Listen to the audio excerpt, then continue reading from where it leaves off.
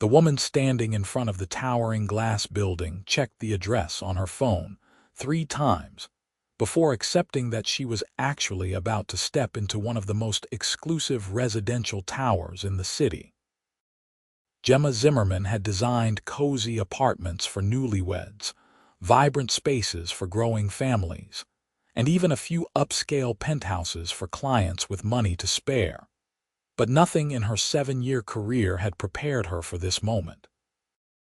Her portfolio had somehow landed on the desk of Quinton Nash, the CEO of Nash Global Holdings, a manufacturing empire that stretched across 4 continents and employed over 30,000 people.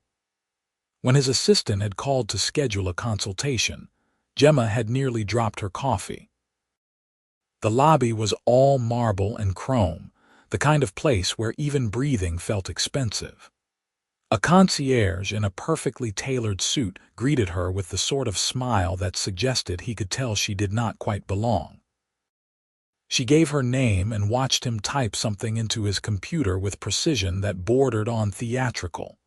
"Mr. Nash is expecting you. Penthouse level, the elevator on the far right."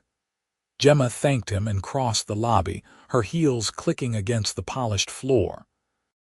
The elevator required a key card, which the concierge had provided, and as the doors closed, she caught her reflection in the mirrored walls. Her auburn hair was pulled back in a neat bun, her navy blazer was pressed, and her portfolio bag was gripped tightly in both hands. She looked professional. She looked capable.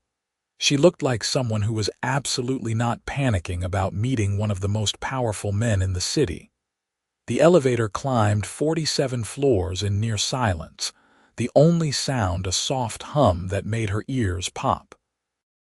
When the doors opened, they revealed not a hallway but a private foyer with a single door. Before she could knock, it swung open. The man standing before her was not what she expected. Quinton Nash was tall, easily over 6 feet, with dark hair that was just long enough to suggest he did not obsess over appearances but short enough to remain professional. His jaw was sharp, his shoulders broad beneath a white dress shirt with the sleeves rolled to his elbows. He looked like someone who could have stepped out of a corporate boardroom or a boxing ring with equal ease. His eyes, a striking shade of gray, studied her with an intensity that made her want to stand straighter. Gemma Zimmerman. His voice was deep, clipped, the kind of voice that did not waste words. "Yes, Mr. Nash, come in." He stepped aside and she entered the penthouse.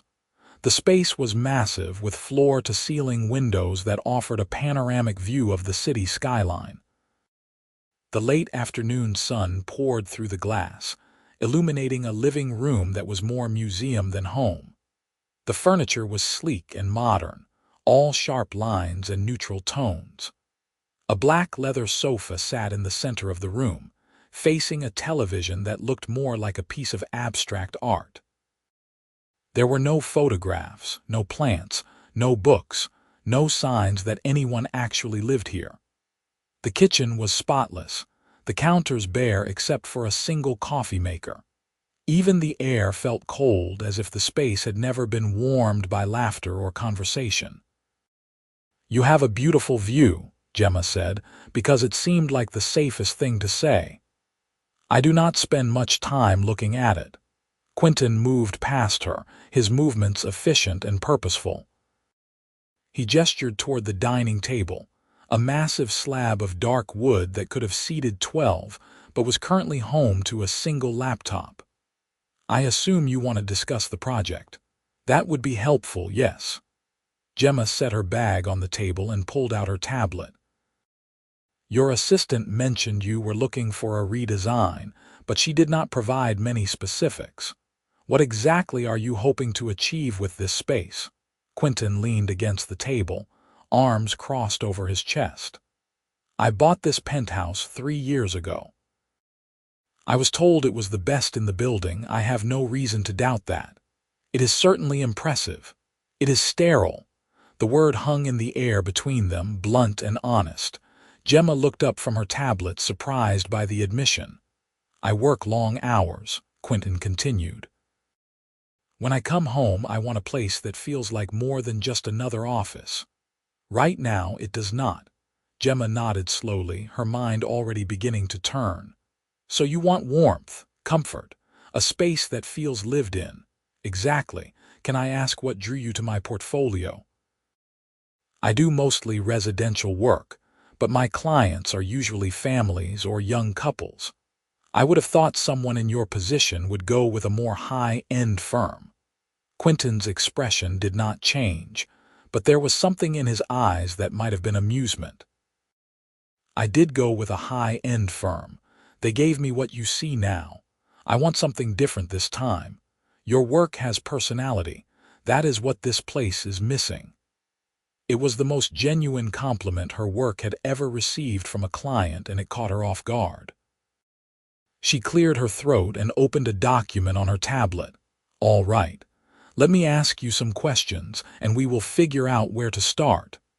They spent the next hour walking through the penthouse. Gemma took notes on everything: the layout, the lighting, the furniture, the complete absence of anything personal. Quinton answered her questions with the same efficiency he seemed to bring to everything else, but she noticed he relaxed slightly as they talked. He admitted he did not cook often but wanted a kitchen that felt inviting. He said the bedroom was fine but could use better lighting for reading.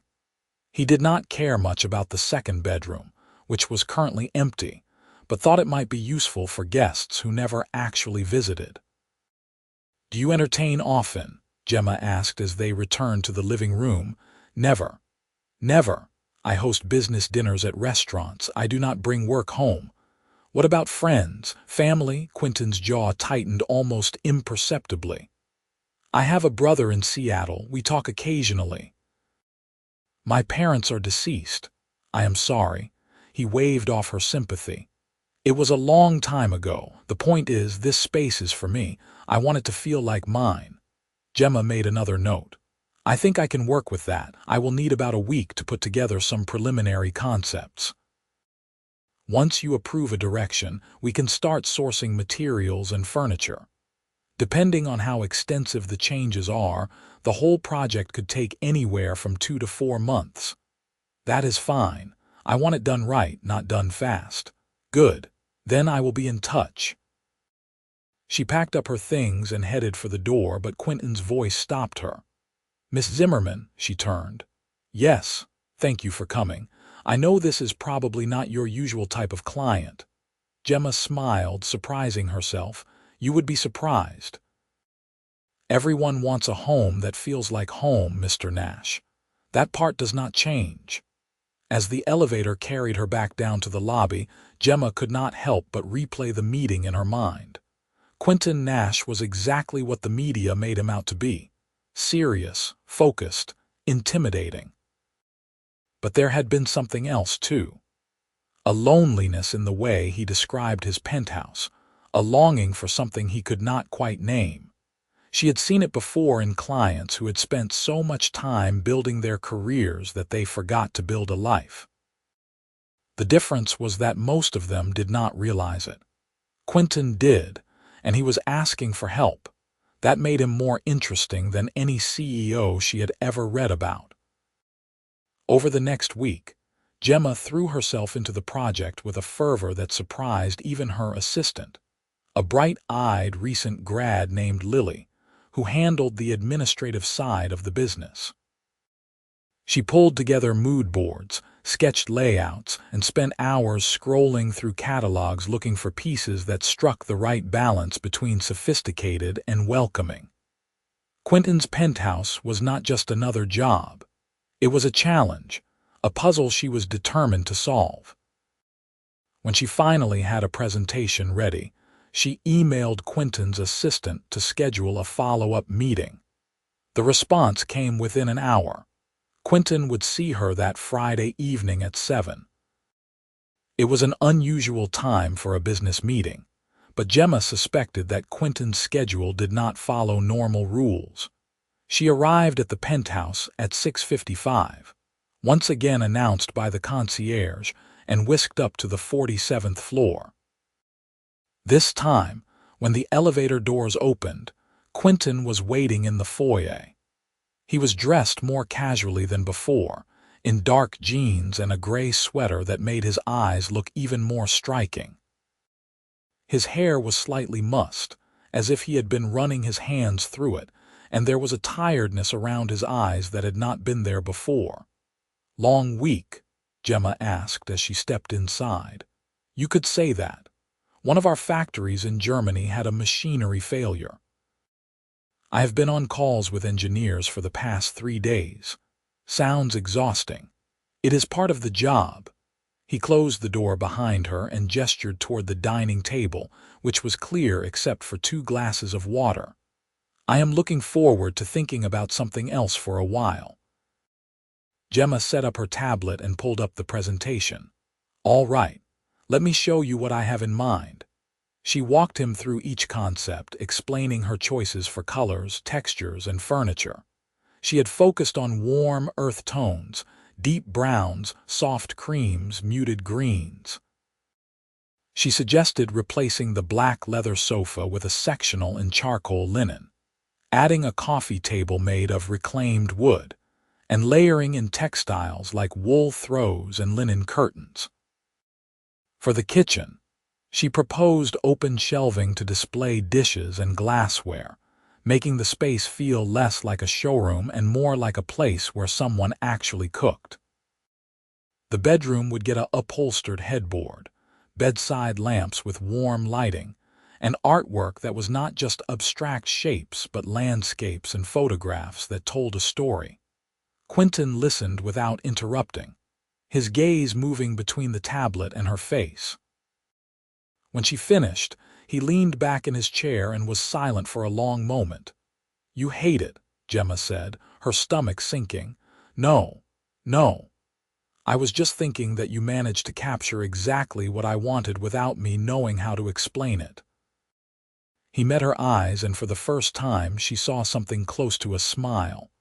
"It is perfect. Let us move forward." Relief washed over her, followed quickly by excitement. "Really? You do not want to change anything? I trust your judgment. That is why I hired you." It was a simple statement, but it carried weight. Gemma realized that Quinton Nash was not a man who trusted easily, and the fact that he was willing to put his home in her hands meant something. "All right then," she said, smiling. "Let us make this place a home." The project officially began the following Monday. Gemma coordinated with contractors, ordered furniture, and spent more time in Quinton's penthouse than she did in her own apartment. Quinton was often at work during the day, but he made a point of stopping by in the evenings to check on the progress. At first, their interactions were brief and professional. He would ask questions about timelines and budgets, she would provide answers, and then he would disappear into his home office to continue working. But as the weeks passed, something shifted. It started small. One evening, Gemma was kneeling on the floor of the living room, arranging paint samples, when Quinton arrived home earlier than usual. He set down his briefcase and stood in the doorway, watching her work. "You look like you are solving a complicated equation," he said. Gemma glanced up, surprised. "I am trying to decide between these 2 shades of green for the accent wall. This one is more olive and this one leans more toward sage. What do you think?" Quinton crouched beside her, studying the samples. "I cannot tell the difference. They are very different." "If you say so," she laughed, and the sound seemed to catch him off guard. "You are hopeless. Go with your gut. Which one feels warmer?" He pointed to the sage. "That one. Good choice. That is the one I was leaning toward." He stood and offered her a hand, pulling her to her feet with an ease that made her suddenly aware of how strong he was. Their eyes met, and for a moment neither of them moved. "You want some coffee?" Quinton asked, breaking the silence. "I was about to make a pot." "Sure, that would be great."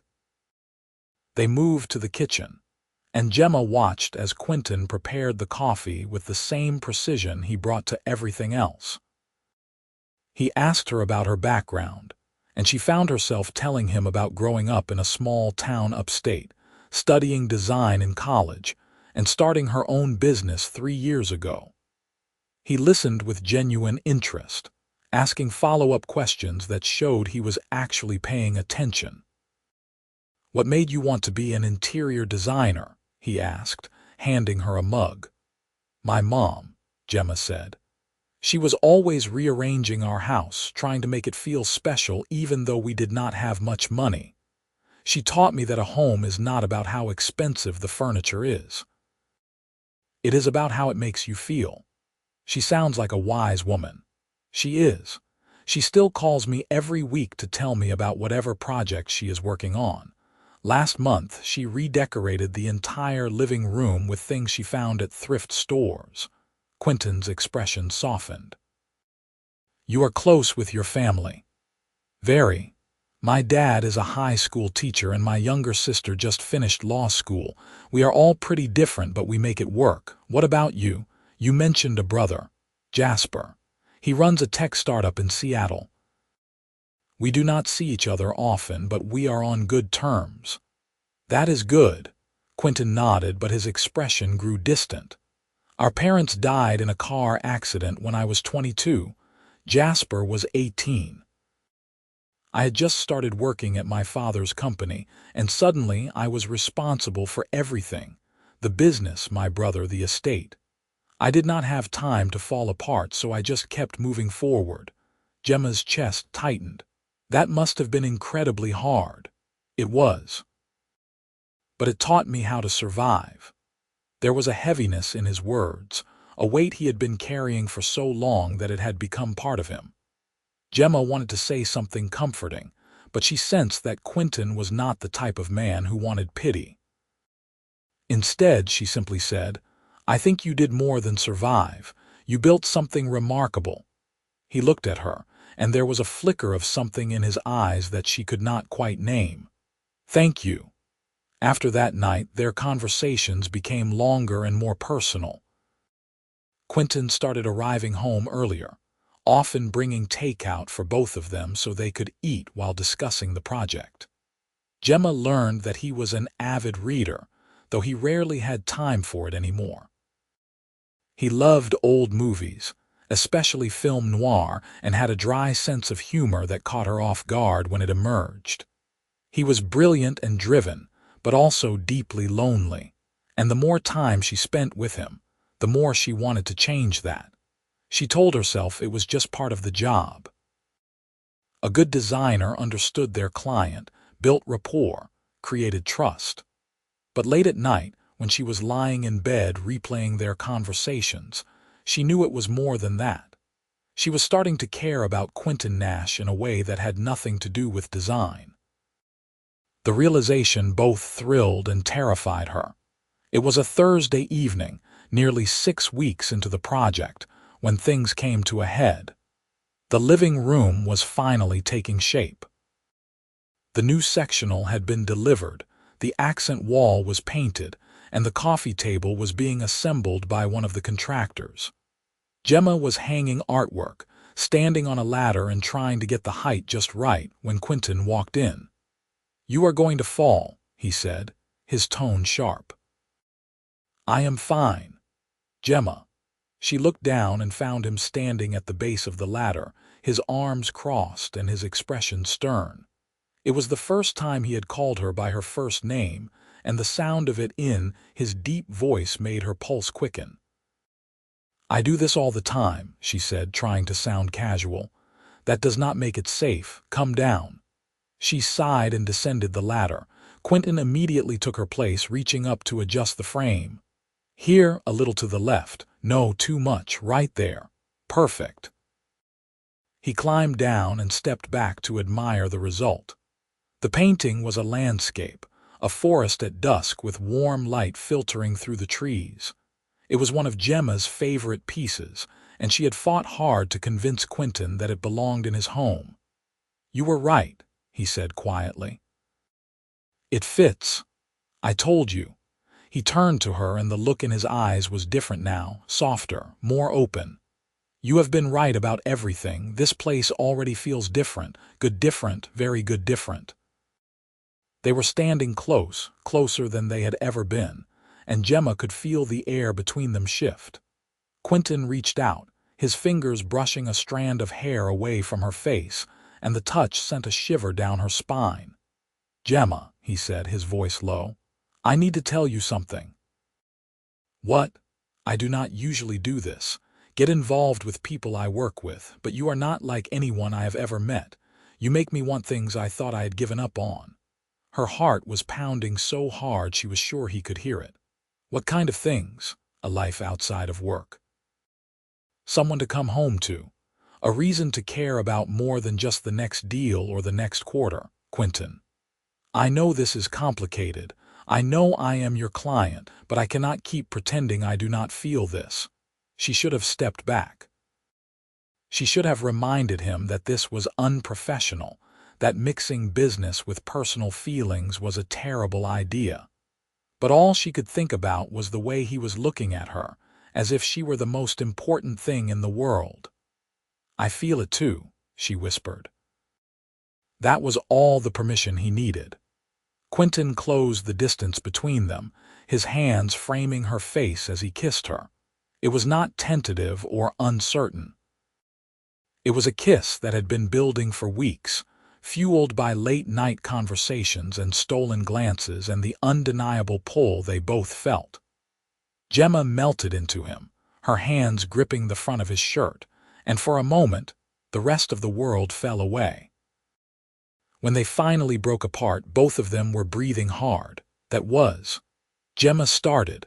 "Long overdue," Quinton finished. She laughed, a breathless sound that made him smile. "What do we do now? I do not know, but I do not want to stop seeing you. Neither do I." They stood there in the half-finished living room, the city lights twinkling outside the windows, and Gemma realized that somewhere along the way, this had stopped being just a job. Quinton Nash had become someone she cared about, someone she wanted to be with, and the thought was both exhilarating and terrifying. Over the next few weeks, they navigated the delicate balance of finishing the project while exploring whatever was growing between them. Gemma insisted on keeping things professional during work hours, but once the contractors left and the apartment was quiet, they allowed themselves to just be together. They cooked dinner in the new kitchen, laughing as Quinton tried and failed to chop vegetables with any sort of finesse. They watched old movies on the new sectional, her head resting on his shoulder as the black and white images flickered across the screen. They talked about everything and nothing, sharing pieces of themselves they had kept hidden for too long. Quinton opened up about the pressure of running his father's company, the fear that he would never be good enough to fill those shoes, the loneliness of being at the top with no one to share it with. Gemma told him about the struggles of starting her own business, the late nights spent wondering if she had made a terrible mistake, the satisfaction of creating something beautiful and knowing it would bring joy to someone else. "You are incredible," Quinton said one night as they sat on the balcony, the cool breeze ruffling their hair. "Do you know that? I do okay. You do better than okay. You took a chance on yourself and you built something real. That takes courage." Gemma leaned into him, his arm warm around her shoulders. "So did you. You could have walked away from your father's company, started fresh somewhere else, but you stayed and made it your own. I am not sure I have made it my own yet. Sometimes I still feel like I am just pretending to know what I am doing. That is called imposter syndrome, and it is completely normal. But trust me, no one who meets you thinks you do not belong in that role. You are one of the most capable people I have ever met." He kissed the top of her head, and she felt the tension in his body ease. "Thank you." They sat in comfortable silence, watching the city lights blur into a sea of gold and white. Gemma had never felt so content, so completely at ease with another person. It was as if all the pieces of her life had suddenly clicked into place, and she could finally see the picture they were meant to create. But as the project neared completion, a new worry began to creep in. What would happen when the penthouse was finished? Would Quinton still want to see her, or had this been just a temporary thing, a connection born out of proximity and circumstance? She tried to push the thoughts away, but they lingered at the edges of her mind, casting a shadow over her happiness. It was Lily who finally forced her to confront it. They were in Gemma's office, going over invoices, when her assistant looked up with a knowing smile. "So, are you going to tell me what is going on with you and Mr. Nash, or do I have to guess?" Gemma's cheeks flushed. "What are you talking about, please?" "You have been glowing for the past month, and you check your phone every 5 minutes like you are waiting for a text from someone very important. It is complicated. It always is." Lily leaned back in her chair, her expression turning serious. "But for what it is worth, I think it is great. You deserve to be happy. I am happy, I am just scared." "Of what?" "That this ends when the project ends, that he was just looking for a distraction, and once his penthouse is perfect, he will move on." Lily frowned. "Have you talked to him about this?" "Not yet. Maybe you should. Because from what I have seen, that man is crazy about you." Gemma wanted to believe that. She really did. But doubt was a stubborn thing, and it refused to let go. The final day of the project arrived on a crisp Saturday morning in early autumn. The contractors had finished the last touches the day before, and now it was just Gemma and Quinton, walking through the completed penthouse together. The transformation was stunning. The once sterile space now felt warm and inviting, a place where someone could actually live and breathe and be happy. The living room glowed with soft light, the kitchen was stocked with dishes and glassware, and the bedroom looked like something out of a design magazine. "This is perfect," Quinton said, his voice filled with awe. "Better than I could have imagined." Gemma smiled, but there was a tightness in her chest. "I am glad you are happy with it." "I am. You have a gift, Gemma." They stood in the living room, the city sprawling out before them through the massive windows, and the silence stretched between them. Gemma knew she had to say something, had to ask the question that had been eating at her for weeks, but she could not seem to find the words. Quinton spoke first. "I have been thinking." "About what?" "About what happens next." Her heart sank. Here it was, the moment where he thanked her for everything and sent her on her way. "I know the project is finished," Quinton continued, turning to face her, "but I do not want this to be finished. Us, I mean." Gemma blinked, certain she had misheard. "What?" "I have spent the past 2 months falling for you, Gemma. You walk into a room and everything feels lighter. You make me laugh. You challenge me. You see me as more than just a CEO or a company or a set of responsibilities. And I do not want to lose that, Quinton. I know this is fast. I know we have only known each other for a couple of months, but I have never been more sure of anything in my life. I want to be with you. Not because you designed my penthouse, but because you make me happier than I have been in years." Tears pricked at Gemma's eyes, and she let out a breathless laugh. "I thought you were going to say goodbye." "Not a chance." He stepped closer, his hands finding hers. "So what do you say? Are you willing to take a chance on a workaholic CEO who is still learning how to have a life outside the office?" She smiled, her heart so full it felt like it might burst. "Only if you are willing to take a chance on a stubborn designer who will probably rearrange your furniture when you are not looking. I think I can live with that." He kissed her, and it felt like a promise, a beginning, a future unfolding before them in ways neither of them could have predicted. The months that followed were a whirlwind. Quinton made good on his promise to prioritize his personal life, cutting back on late nights at the office and making time for dinners and weekend getaways. Gemma introduced him to her family, and her mother immediately adored him. insisting he come to every holiday gathering.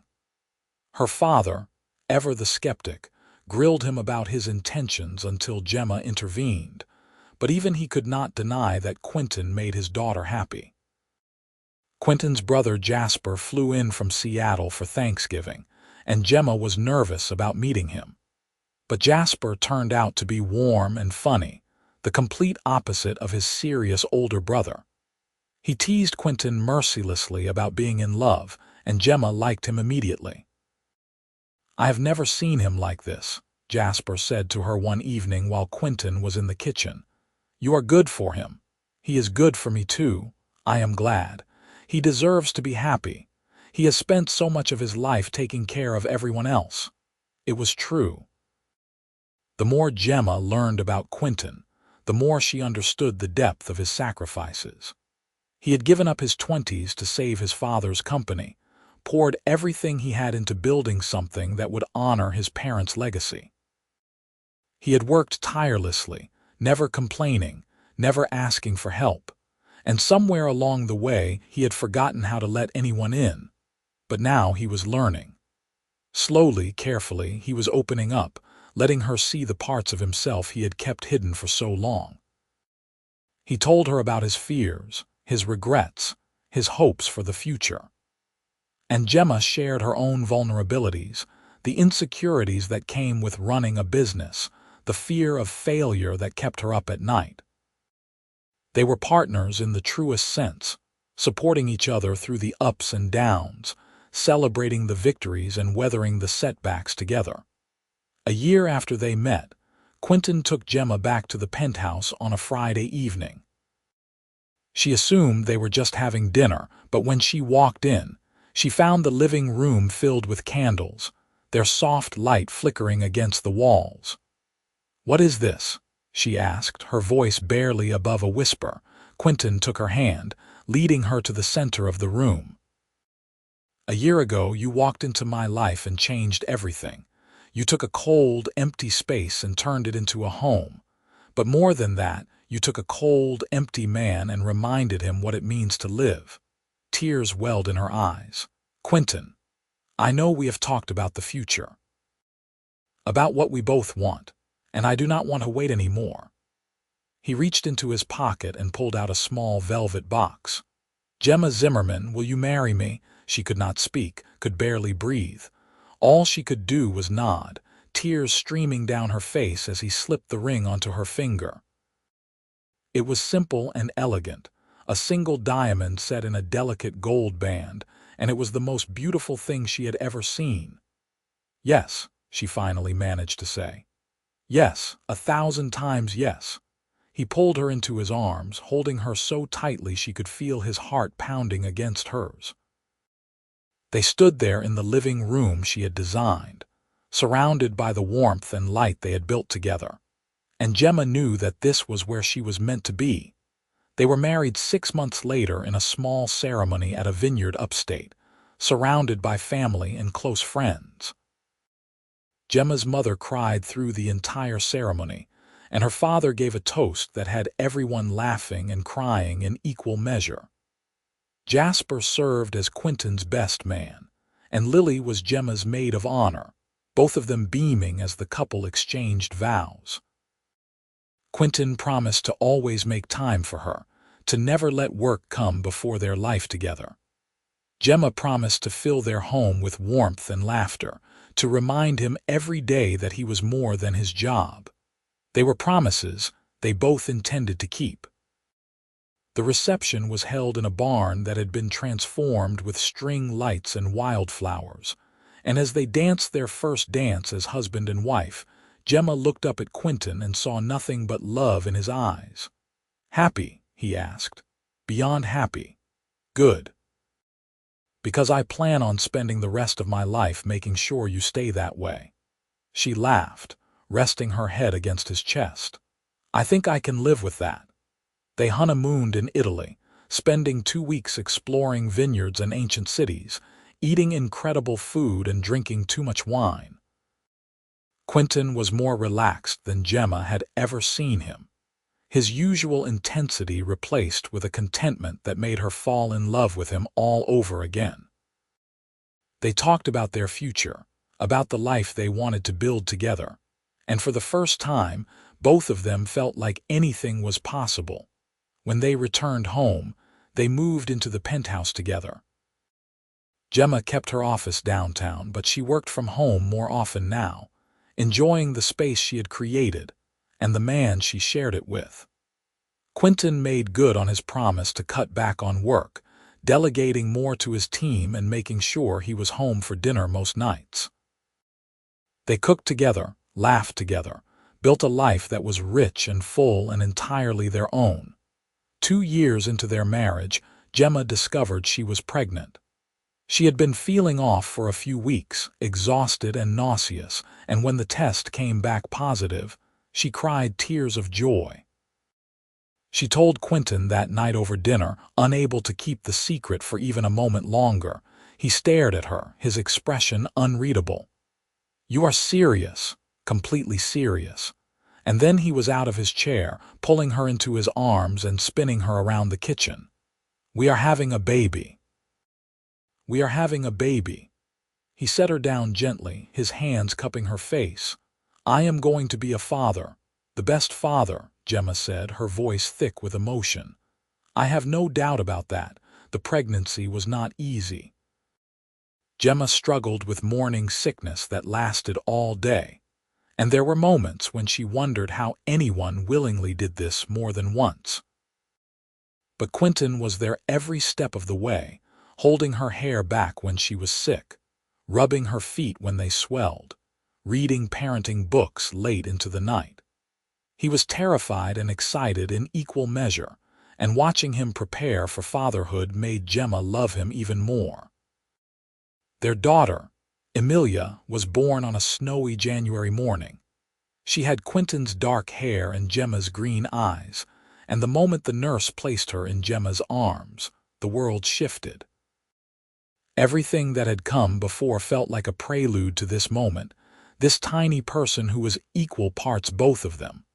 Quinton cried when he held her for the first time, his large hands cradling her with a gentleness that took Gemma's breath away. "She is perfect," he whispered. "She is ours," Gemma said. Adjusting to life with a newborn was chaotic and exhausting and more wonderful than either of them had expected. Quinton took paternity leave, something he had never imagined doing, and spent his days helping with feedings and diaper changes, and the endless cycle of soothing a fussy baby. He was awkward at first, uncertain of how to hold her or what to do when she cried, but he learned quickly, and soon he was as confident as Gemma. They took turns with the night feedings, stumbling through the dark penthouse in a haze of sleep deprivation. But even in those exhausting moments, there was joy. The way Emilia would curl her tiny fingers around Quinton's thumb, the soft coos she made when Gemma sang to her, the feeling of being a family, complete and whole. Gemma's business continued to thrive, and she hired 2 additional designers to help manage the workload. She still took on select projects, but she was careful to maintain balance, to make sure she had time for her family. Quinton did the same, stepping back from some of his responsibilities at work and promoting a new COO to handle day-to-day operations. He was still the CEO, still deeply involved in the company's direction, but he was no longer consumed by it. When Emilia was 6 months old, they threw a small party at the penthouse to celebrate. Gemma's family came, along with Jasper and a handful of close friends. The living room, once so cold and empty, was now filled with laughter and warmth, exactly as it was always meant to be. Gemma stood by the windows watching Quinton hold their daughter, his face lit up with a smile that still made her heart skip a beat. Lily appeared beside her, a glass of wine in hand. "You did good," Lily said. Gemma smiled. "I think I did. I am not just talking about the design. I am talking about all of it. You took a chance and look where it got you." "I got lucky." No, you were brave. There is a difference. Gemma thought about that as the party continued around her. She had been brave, brave enough to take on a project that intimidated her, brave enough to open her heart to a man who seemed impossible to reach, brave enough to build a life that was messier and more complicated and more beautiful than anything she had planned. Quinton caught her eye from across the room and winked, and she felt that familiar flutter in her chest. Even after everything, after years together and a child and a life fully intertwined, he still made her feel like the most important person in the world. Later that night, after everyone had gone home and Amelia was asleep in her crib, Gemma and Quinton sat together on the balcony, wrapped in a blanket against the cool evening air. "You ever think about that first day?" Gemma asked. "When I walked into this place and had no idea what I was getting into," Quinton chuckled. "All the time. I was so sure I had made a mistake, hiring someone whose portfolio was full of cozy family homes, but you proved me wrong. I did more than prove you wrong. I made you fall in love with me." "That you did." He pulled her closer, pressing a kiss to her temple. "Best mistake I ever made." It was not a mistake. No, it was fate. They sat in comfortable silence, watching the city lights twinkle below them. Gemma thought about everything that had led them to this moment. The late-night conversations, the shared meals, the slow unraveling of walls that had taken years to build. She thought about the penthouse, how it had transformed from a cold, empty space into a home filled with love and laughter. She thought about Quinton, how he had gone from a man who worked 80-hour weeks and had no time for anything else to a husband and father who put his family first. "What are you thinking about?" Quinton asked. "How happy I am. How grateful I am that you called me that day." "I am the grateful one. You gave me everything I did not know I needed." Gemma turned to face him, her hand resting on his chest. "We gave each other that." He kissed her then, slow and sweet, a kiss that held years of love and promises yet to be fulfilled. When they pulled apart, his forehead rested against hers. "I love you," he said. "I love you too." Inside, Amelia stirred in her crib, letting out a soft cry. They both stood, moving together toward the nursery, ready to soothe their daughter back to sleep. As Gemma lifted Amelia into her arms, rocking gently and humming a lullaby, she caught Quinton's gaze. He was leaning against the doorway, his expression soft and full of wonder, and she knew he was thinking the same thing she was. This was everything. This was home. Years passed, and their life continued to unfold in beautiful, unexpected ways. Amelia grew from a baby into a bright, curious toddler who loved books and music and asking endless questions.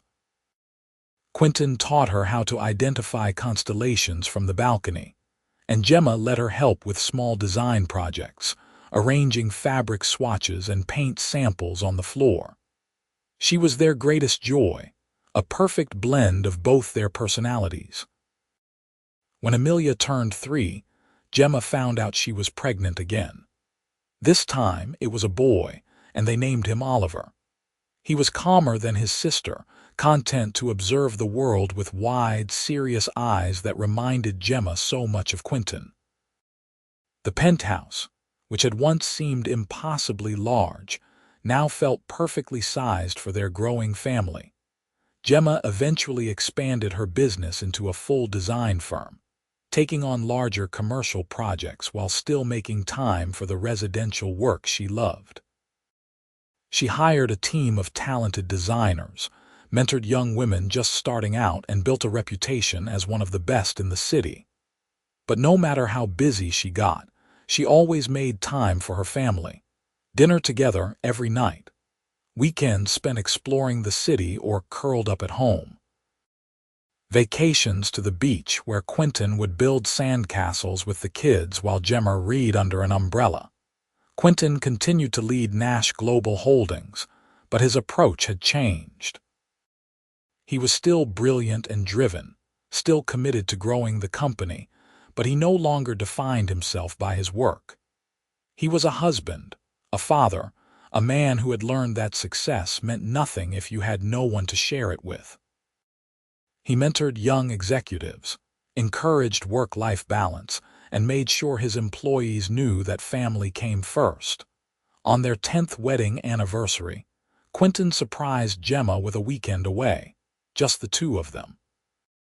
They left the kids with her parents and flew to the vineyard where they had been married.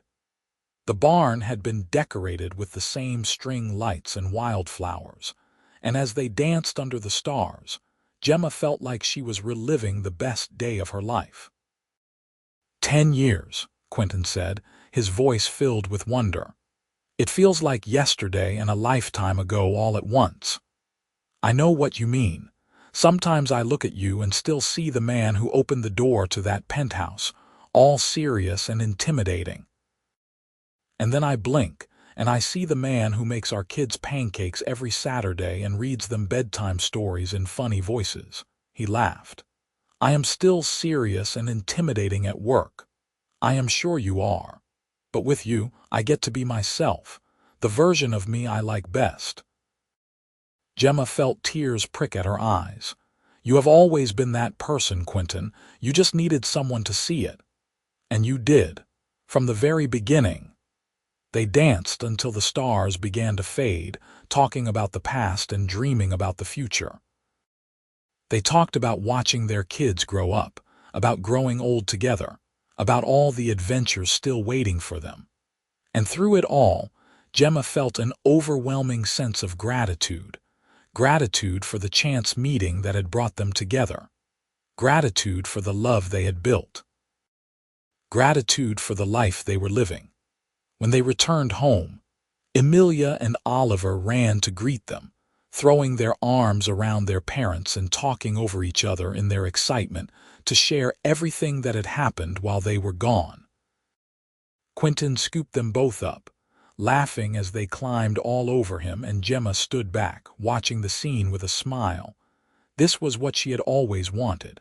Not the penthouse or the successful business or the impressive client list. This, a family filled with love and laughter. A home that felt warm and lived in. A partner who saw her, truly saw her, and loved her for exactly who she was. Later that evening, after the kids were in bed and the penthouse was quiet, Gemma stood in the living room, looking at the space that had started it all. It had changed over the years, adapting to their growing family. The coffee table now bore the scars of toy cars and coloring books. The sectional was covered in throw pillows and blankets. Photographs lined the shelves, capturing moments both big and small. Quinton came up behind her, wrapping his arms around her waist. What are you thinking about? About how different this place looks now. About how different we are. Better different, she leaned back against him, feeling the steady beat of his heart. The best different, I agree.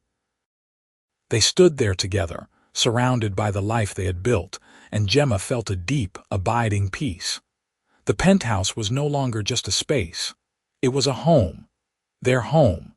Filled with memories and love and the promise of all the years still to come. And as Quinton held her close, pressing a kiss to her hair, Gemma knew that this was the greatest design she would ever create. Not the furniture or the colors or the layout, but the life they had built together. A life filled with warmth and joy and a love that would last forever. Outside, the city lights glittered against the night sky, a million stories unfolding in a million different homes. But here, in this penthouse, 47 floors above the streets, their story continued.